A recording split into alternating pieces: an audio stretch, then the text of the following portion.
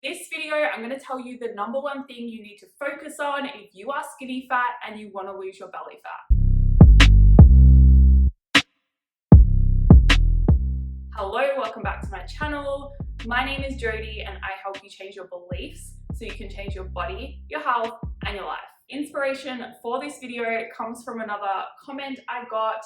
It is a question about skinny fat and losing your belly fat. So I wanted to explain first and foremost what you need to focus on if this is you. If you are skinny fat and you want to lose your belly fat, you need to forget everything else except for building muscle. That is the one thing you need to focus on. Everything you do in terms of your training and your nutrition has to be focused on building muscle. This does not mean you need to go into a bulk though, because if you are skinny fat, you have potential to go through the process of body recomposition, which means you can build muscle and lose your body fat, including your belly fat, at the same time. You need to stop trying to lose body fat and trust that building muscle is the key for you to lose your body fat. I'm going to go over this question bit by bit because there's quite a lot here, and just explain a few things based on what comes up. So to start, I am stuck at skinny fat. I am slim all over except my belly. So that is a common feature of being skinny fat. You have skinny limbs, you look fine in clothes, but underneath, you're not very confident because that is where you're storing a lot of your body fat. Another way I like to describe skinny fat is if you are at a healthy weight according to your body mass index or BMI, but you still have too much body fat. You don't need to lose weight, but you need to lose fat. The next bit, I want to gain weight and tone up as well as lose the belly fat. Is that possible to do? Yes, this is not only possible, it's very likely what you actually need to do. Whether you need to actually gain weight really depends on your starting position. So skinny fat has a spectrum, right? You are on the lower end of the spectrum where you are kind of underweight. You don't actually have a lot of body fat either, but you don't have any muscle mass, so it looks like you have a lot of body fat. Then you might need to gain some weight. If you're on the other end of the spectrum where you're kind of at a healthy weight, then you might need to do a strict recomposition, which is where you lose body fat and build muscle at the same time. If you're on the underweight side, you'll still be going through body recomposition, but the amount of body fat you're losing is actually less than the amount of muscle that you're gaining, because really you just need to gain so much more muscle, and as a result, your body weight will go up, but you won't actually gain body fat. In short though, body recomposition is what you need to focus on, and most of all, building muscle. And so that brings me to this part about your eating and your training. So I've been eating smaller portions. I've been eating more fruit as well as more veggies. I eat chicken, and once in a while I eat steak. What can I do to see my stomach shrink? This is where we need to change from trying to lose fat to focusing on building muscle, because you need to be fueling your workouts and fueling that muscle growth if you want to lose your belly fat. You don't need to eat smaller portions, you need to make sure you're eating enough food.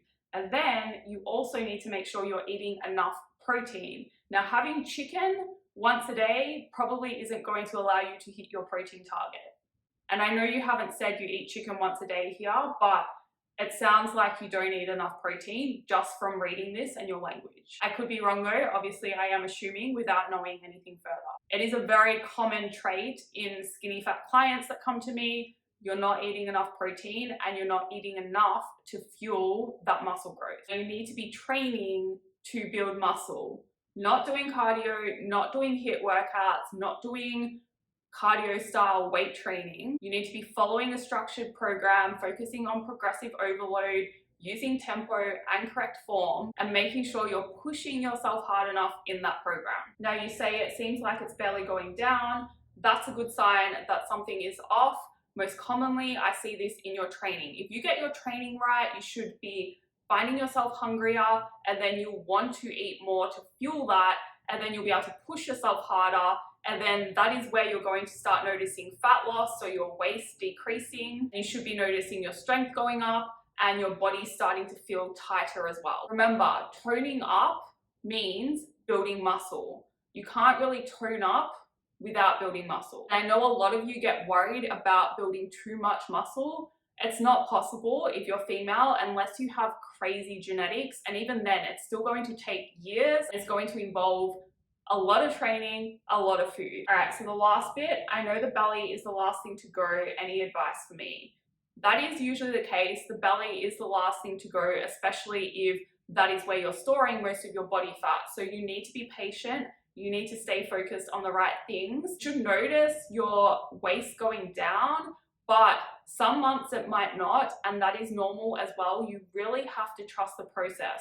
And I see this especially in clients that don't have a lot of body fat, but really just need to build a lot of muscle to look leaner and tighter. And that is the hardest place to be, because you really have to rely on your biofeedback and how your training is going to assess your progress. Obviously, your pictures should be changing too, and that is a great way to assess progress, as well as how your clothes are fitting. You have to be very patient, but I have so many clients that really learn to enjoy weight training and how empowered that makes them feel. So if you do things the right way, that is possible for you as well. The key to that though is making sure you're not making things harder than they need to be. So get out of a deficit, eat around maintenance. That is a lot easier than trying to restrict your food intake.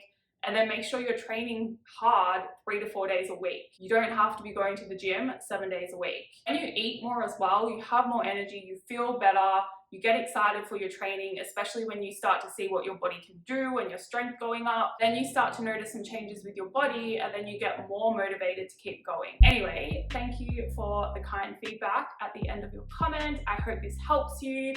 That is all for this video. If you liked it, please like it. If you'd like to see more, please subscribe.